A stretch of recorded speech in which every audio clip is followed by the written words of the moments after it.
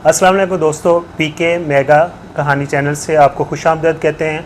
हमारे साथ जो पर्सनैलिटी आज मौजूद हैं उनका नाम है चौधरी मंजूर कादर चट्ठा साहब और इनका तल्लक फैसलाबाद से है। इनके बारे में, इनकी लाइफ के बारे में मुकम्मल हम जानेंगे और इनका तल्लक जो है वो सियासी घराने से है और उस पर भी ये रोशनी डालेंगे कि किस तरह इनका घराना सियासत में आया। जी चौधरी मंजूर कादर साहब, आप अपने बारे में बताएं। सबसे पहले जी आपका शुक्रिया, आपने हमको मदऊ किया अपने प्रोग्राम में। वेलकम। तो सर मेरी तारीख़ पैदाइश 1976 की है। जी जी। तो सर मैं फैसलाबाद की तहसील चक चुमरा के गांव 139 आरबी गमी से तल्लक है मेरा। वहाँ ही मैं पैदा हुआ सर। तो तालीम भी वहाँ से हासिल की इब्तदाई। उसके बाद सर मैं लाहौर से मैंने पॉलीटेक्निक कॉलेज रेलवे रोड से डिप्लोमा किया सिविल में। सऊदी अरेबिया में काम कर रहा हूँ। तकरीबन 21 ईयर हो गए सर सऊदी अरेबिया में। तो अच्छा माशाल्लाह, 21 साल हो गए सऊदी अरब के अंदर। जी। चौधरी मंजूर कादर साहब, आप ये बताएं कि आप सऊदी अरब में किस सन में आए थे और कौन सी कंपनी में आप सबसे पहले आपने ज्वाइन किया और कितना अर्सा वहाँ पर गुजारा? जनाब मैं 1998 में सऊदी अरेबिया आया। तो रियाज में एक लोकल कंपनी थी, उसमें जॉब स्टार्ट की। उससे पहले मैं आपको बताना चाहता हूँ कि मेरे अंकल सऊदी अरब में चचा जान वो सऊदी अरेबिया में थे। उन्होंने मेरा वीज़ा भेजा तो मैं सऊदी अरेबिया आ गया। तो मैंने डिप्लोमा किया सर सिविल में, सिविल टेक्नोलॉजी में। जी जी। Polytechnic college Lahore railway road से। ठीक है। अच्छा चले मुख्तसर करते हैं आपको। आप ये बताएं कि जब सऊदी अरब में आए तो कितने अरसे के बाद, फिर या कितने साल के बाद आपने शादी की? ज़ाहिर साहब मैंने सऊदी अरेबिया आने के बाद 3 साल के बाद मेरी शादी हुई सर, 2001 में। तो कितने बच्चे हैं माशाल्लाह आपके? जनाब 4 बच्चे हैं माशाल्लाह मेरे, 2 बेटे और 2 बेटियां। सब एजुकेशन हासिल कर रहे होंगे? जी जी। ठीक है। तो चल रहा है अल्हम्दुलिल्लाह। अच्छा, एक्चुअली ये है कि मैं आपसे ये जानना चाह रहा था क्योंकि आपका जो तल्लक है वो सियासी घराने से है, तो इसके बारे में ज़रा तफसीलन बताएं कि कहाँ से सियासत जो आपके घराने से शुरू हुई, यानी कि कौन से सन से हुई, या आपके आबाओ जदाद में सबसे पहले सियासत में कौन आया? ज़ाहिर साहब ये इस तरह है कि जब पाकिस्तान बन रहा था, ये यानी 1947 में, जी जी। तो मेरे जो बड़े दादा हैं जी जी। चौधरी मोहम्मद हुसैन चट्ठा नंबरदार, जी जी। वो असल में सर जो हमीद निज़ामी मरहूम थे नवाए वक्त वाले। जी जी। ठीक है, सांगला हिल से बेसिकली उनका तल्लक अच्छा, उनका तल्लक सांगला हिल से था? जी। अच्छा तो उनके क्लास फेलो और डेस्क फेलो थे। अच्छा, मतलब लंगोटी यार थे। जी। तो वो उनसे ही शुरू हुआ, वहाँ से ही वो उनके साथ तहरीक में शामिल थे। तो वो चलता रहा सिलसिला मुस्लिम लीग में। अच्छा, मुस्लिम लीग से। जी। ठीक है। उस वक्त तो ज़्यादा मुसलमानों की जो मेन जो जमात थी वो मुस्लिम लीग पाकिस्तान के बाद भी, यानी बनने के बाद भी अल्हम्दुलिल्लाह मुस्लिम लीग में रहे। ठीक है। तो बहुत अरसा तक फिर सर मेरे वाले साहब थे। वाले साहब का नाम बताएंगे जी, आप? मेरे वाले साहब का नाम चौधरी मोहम्मद अदरीस चट्ठा एडवोकेट। अच्छा अच्छा माशाल्लाह, यानी कि वो एडवोकेट थे। जी। तो उनके साथ उन्होंने फिर सियासत में, मेरे दादा के बाद उनका नंबर आ गया सियासत में। तो लोकल सियासत में वही थे इन्वॉल्व। तो उसकी वजह से करके आगे चल के फिर वो उनका इंतकाल हो गया।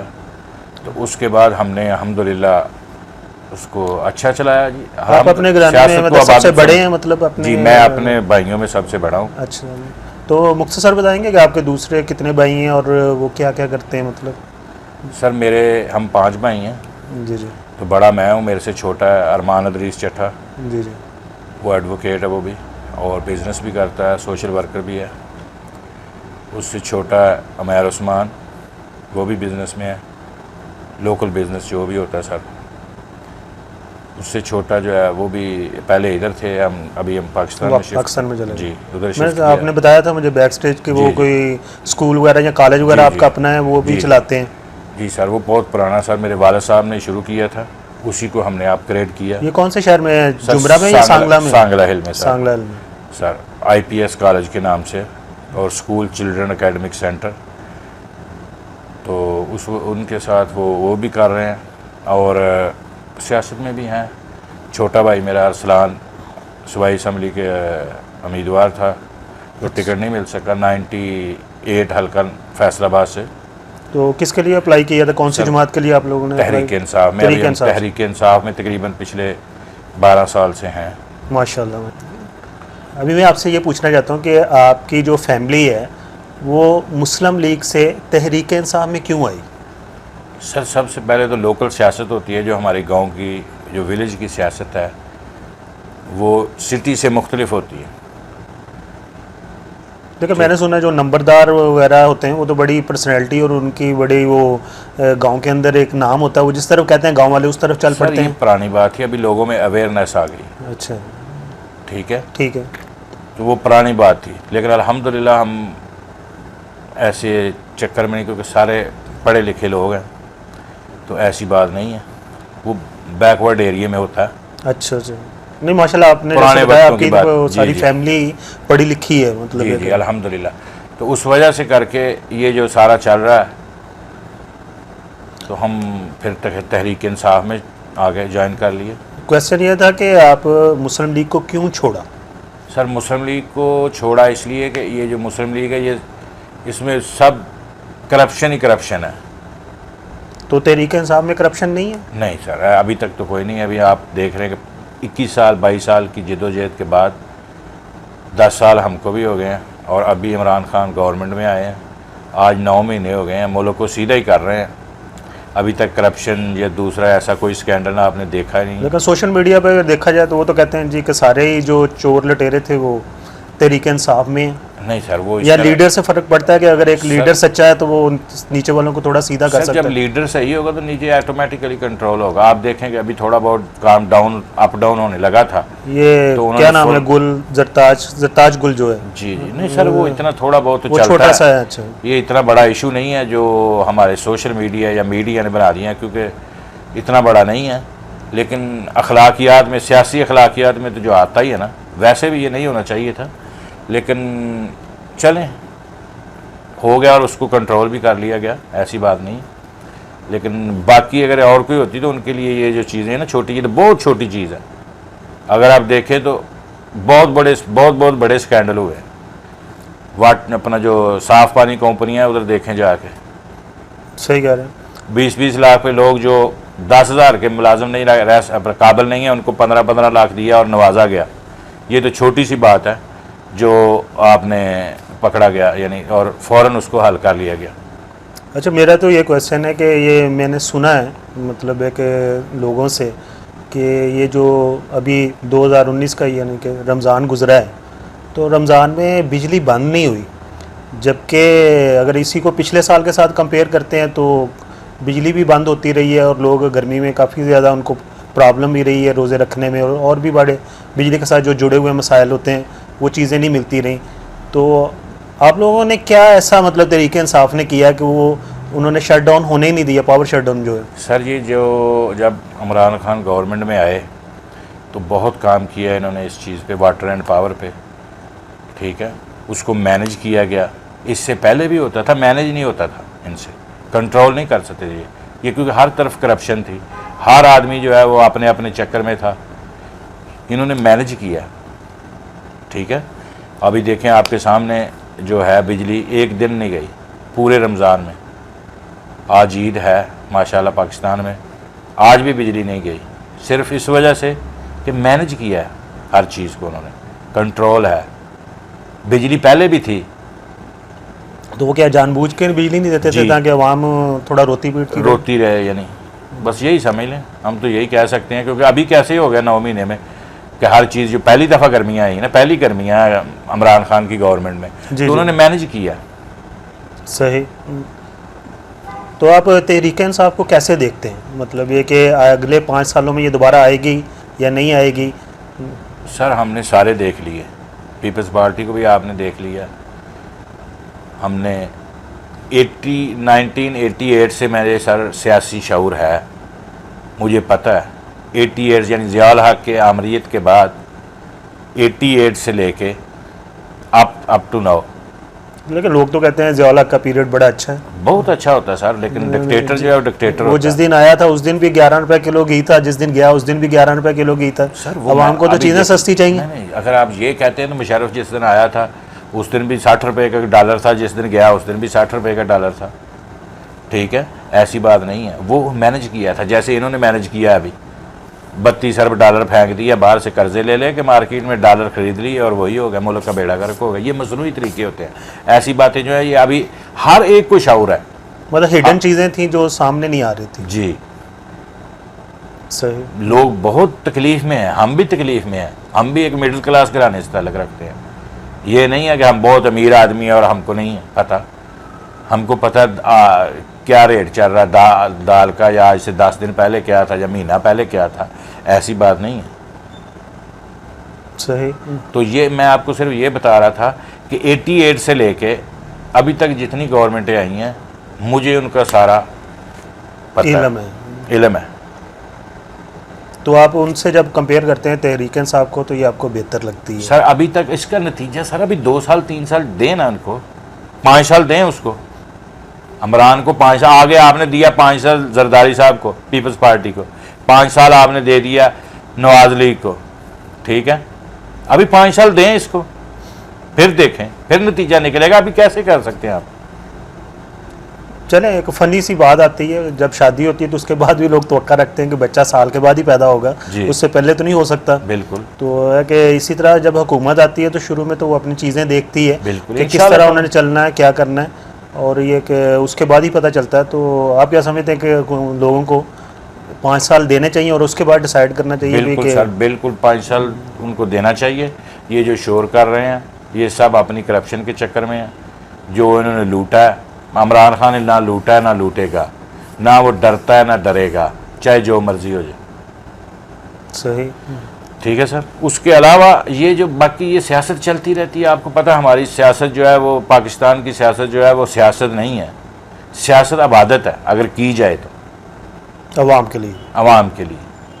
अगर आप ये कहेंगे कि सियासत अपने लिए की जाए तो फिर यही है कि आप वीज़ा लगवाएं और इंग्लैंड चले जाएं, जब फिर अगली दफ़ा अपनी बारी, मेरी बारी, तेरी बारी, मसाके जमहूरियत, ये इसी चक्कर में। अभी इधर मसाके जमहूरियत तीसरी पार्टी आ गई, कैसे होगी? ये फिर उसी चक्कर में।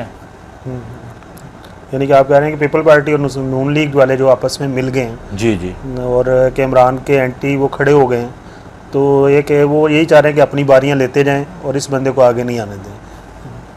सर पीपल्स पार्टी का कोई मुस्तकबिल नहीं है। उस पीपल्स पार्टी का बेड़ा गर्क कर दिया जरदारी साहब ने मसाके जमहूरियत करके। पंजाब में कितने वोट मिले? किधर गई जो पंजाब में इतने लोग होते थे? चाहे आपकी गवर्नमेंट बनी या नहीं बनी, हमारी होश में तो नहीं बनी, हमने नहीं देखी गवर्नमेंट, लेकिन वोट तो होते थे ना, MNA MPA होते तो थे ना। नहीं तो ज़िया के बाद तो बेनज़ीर ही आई है। बेनज़ीर आई ना, और बड़े अच्छे वोट लेके उसको हाँ, नहीं अभी फिर आए ना, ऐसी बात नहीं। बेनज़ीर आई 90, यानी 2 बार या 3 दफ़ा तो आई है, बारियां तो ले ली उन्होंने। हाँ, लेकिन अभी की बात कर रहा हूँ, जब से जरदारी साहब ने मसाके जमहूरियत किया, पीपल्स पार्टी का वोटर किधर गया? या वो घर में बैठ गया या तहरीक इंसाफ में चला गया। सही। वो डिसहार्ट हो गया।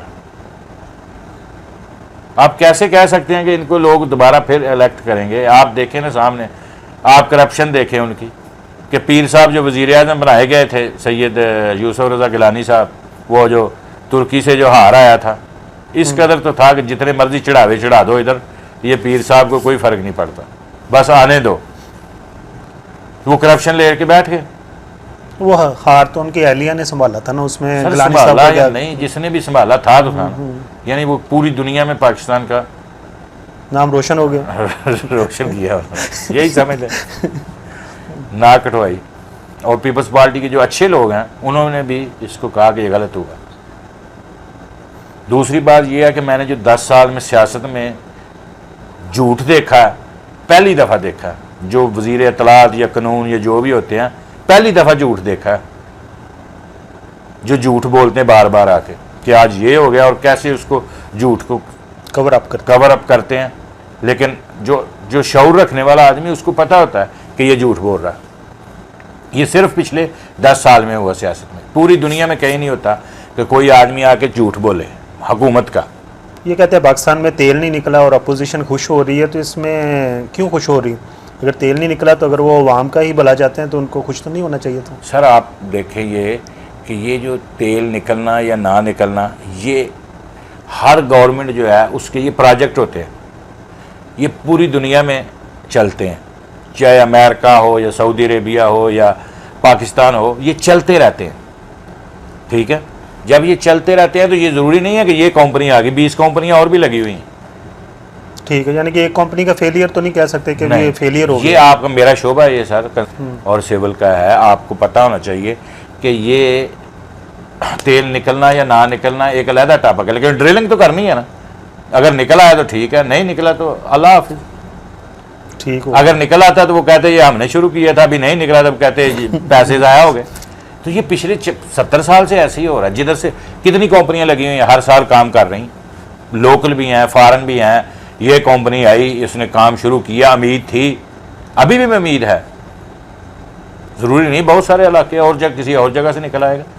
चौधरी मंजूर कादर चट्टा साहब, आखिर पर आप क्या कहना चाहते हैं अपनी अवाम को कि वो किस तरह हुकूमत का साथ दें और किस तरह एनालाइज करें कि इमरान खान सही हुकूमत चला रहा है या नहीं चला रहा? तो इसके बारे में कुछ अपने कमेंट्स दें। जाहिर साहब बात यह है कि इमरान खान को आपने चुना, वोट लेके आया, वो चोरी तो नहीं की, किसी ने बाहर से तो नहीं ना डाले, या अंगूठे गलत तो नहीं ना लगा दिए। ठीक है, ये इमरान खान को लोगों ने सिलेक्ट किया, आ गया, उसको टाइम दें। पिछली गवर्नमेंट जो थी, इसी टाइम में 9 महीने में पेट्रोल जो था 118 लीटर था, अभी तो 112 है। सबसे पहली बात जो है, पेट्रोल की जो प्राइस है वो इंटरनेशनल प्राइस जो है उसके हिसाब से होती है, प्लस हमारा टैक्स होता है। ठीक है, जब हुकूमत के हालात अच्छे हों तो उसको कम करते हैं थोड़ा बहुत या ज़्यादा होते हैं। ये जो है ये उनका अपना हिसाब किताब होता है, वजारत खजाना का, वो चलता है, ये चलता रहता है। सबसे बड़ी बात जो है वो टैक्स देने की है। ठीक है सर, टैक्स जो है वो अगर आप ईमानदारी से देते हैं, जो कुछ है आपके पास उसके ऊपर टैक्स देते हैं, चोरी नहीं करते। आपने अगर 10 मरले का घर बनाया है तो उसके ऊपर जो टैक्स, जिस लाइफस्टाइल में आप रह रहे हैं उस हिसाब से टैक्स दें। आप उसकी सड़क यूज़ करते हैं, आपको वो पानी देते हैं, हर चीज़ देते हैं, उस हिसाब दें तो सही, बाद में बोलें। जब हम देंगे नहीं, आपकी टोटल आबादी जो है वो 22 करोड़ है। ठीक है, उसमें से सिर्फ 10% लोग टैक्स देते हैं, हालांकि बनता जो है वो 10 करोड़ का टैक्स बनता है कि 10 करोड़ को टैक्स देना चाहिए। सही, जो जिसके पास है जितना है उसको अगर ईमानदारी में देंगे, से टैक्स देंगे, तो देखें मुल्क तरक्की करता कि नहीं तरक्की करता। आप सबसे पहली बात जो ये है सर कि टैक्स जो है वो तो हम दे रहे हैं, ठीक, गवर्नमेंट ले रही है, कुछ डायरेक्ट कुछ इनडायरेक्ट। मतलब अगर लोग कहते हैं हर आदमी टैक्स दे रहा है, दाल पे टैक्स है, बिजली पे टैक्स है, हर चीज़ पे टैक्स है, वो एक अलग टॉपिक है। लेकिन जो बिजनेस से जो आप कमाते हैं उस मुल्क में रह के, उसका टैक्स ईमानदार। चले सही, बहुत बहुत शुक्रिया आपका, आपने इतना सारा टाइम हमें दिया। और एक इंशाल्लाह दोबारा भी आपके साथ नशिस्त करेंगे और आपसे मुल्क की जो सियासी हालात हैं उनके ऊपर बात करेंगे। Thank you so much. चला जी sir, thank you very much. आपका भी सर बहुत बहुत शुक्रिया, आपने हमको मदद किया और अपने कीमती टाइम से हमारे लिए टाइम निकाला। Thank you so much.